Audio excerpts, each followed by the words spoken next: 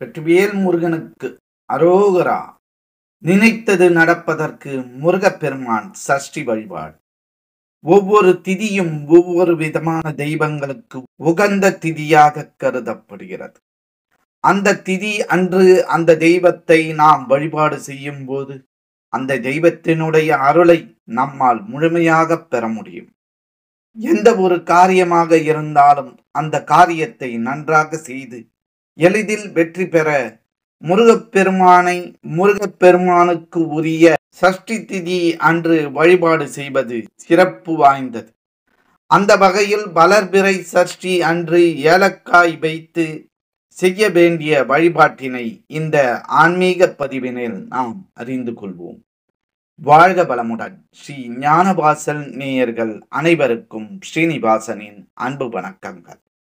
ஒவ்வொருவருக்கும் ஒவ்வொரு விதமான வேண்டுதல்கள் இருக்கும். ஒவ்வொரு விதமான ஆசைகளும் நடக்க வேண்டும் என்று நிறைய ஆசைகள் வைத்திருப்பீர்கள்.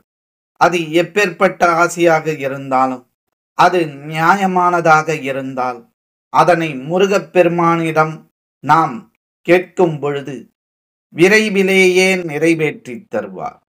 அப்படி முருகப்பெருமான் நாம் நினைத்ததை நிறைவேற்றுவதற்கு அவருக்கு உரிய தினமான சஷ்டி திதி அன்று வழிபாடு செய்ய வேண்டும். அவ்வாறு வழிபாடு செய்யும் பொழுது சில சூட்சமமான பொருட்களை நாம் பயன்படுத்த வேண்டும்.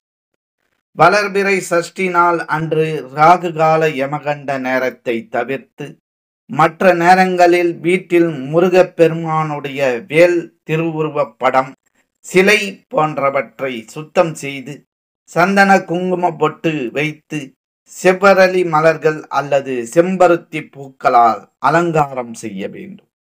இந்த பூக்கள் கிடைக்கவில்லை என்றாலும் பரவாயில்லை, கிடைக்கின்ற பொருட்களை வைத்து அலங்காரம் செய்து கொள்ளலாம். வளர்பிறை சஷ்டி அன்று இதனை செய்ய வேண்டும். அதுவும் முருகப்பெருமானுக்கு உரிய ஓரை நேரத்தில் செய்வது மிகவும் நல்லது.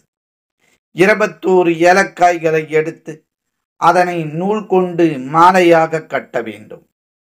அதனை முருகப்பெருமானுடைய திருவுருவப் படம் அல்லது சிலைக்கு போடலாம்.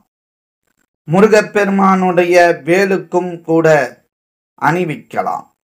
பிறகு 3 நெய் தீபங்களை ஏற்றி வைத்து தேனை நெய்வேத்தியமாக வைத்து ஓம் சரவண பவ போற்றி ஓம் என்ற மந்திரத்தை உச்சரிக்க வேண்டும். முருகப்பெருமான் முன்பு அமர்ந்து உங்களுடைய வேண்டுதல்களை முன்வைத்து கற்பூர தீபதூப ஆராதனை காட்டி வழிபாட்டை நிறைவு செய்ய வேண்டும்.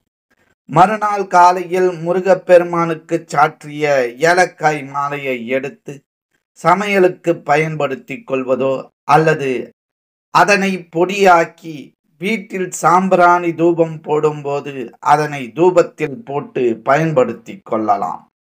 எளிமையான இந்த ஏலக்காய் வழிபாட்டை வளர்பிறை சஷ்டி நாளன்று முருகப்பெருமானை மனதார நினைத்து செய்தால் நிச்சயம் முருகப்பெருமான் நம்முடைய வேண்டுதல்களை நிறைவேற்றி தருவார். இந்த பதிவினை உங்கள் உற்றார் உறவினர் நண்பர்களுக்கு பகிர்ந்திடுங்கள். இந்த பதிவினை பற்றிய உங்களது மேலான கருத்துக்களை எங்களுக்கு பதிவிடுங்கள். மற்றும் ஒரு ஆன்மீக பதிவில் நாம் அனைவரும் சந்திக்கும் வரை உங்களிடமிருந்து நன்றியும் வணக்கத்தையும் கூறி விடைபெற்றுக் கொள்வது ஸ்ரீ ஞானவாசல் ஸ்ரீனிவாசன். நன்றி, வணக்கம். எங்களுடைய பதிவு உங்களுக்கு பிடித்திருந்தால் லைக் பண்ணுங்க, ஷேர் பண்ணுங்க. மீண்டும் தொடர்ந்து இது போல பல பதிவுகளை பார்ப்பதற்கு எங்கள் சேனலை சப்ஸ்கிரைப் செய்து பெல் ஐக்கானை கிளிக் செய்து கொள்ளவும். நன்றி, வணக்கம்.